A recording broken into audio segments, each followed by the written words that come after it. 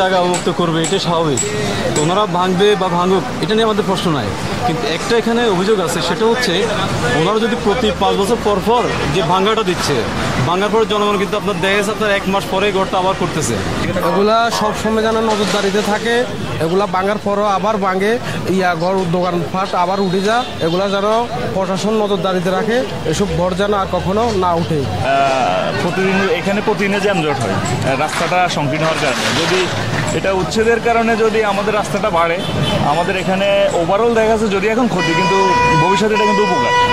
তো কিছুটা ক্ষতিটা আমরা নিজেরা সহ্য করেও যদি আমাদের সার্বিক উন্নতি হয়, এটার পক্ষে আমরা।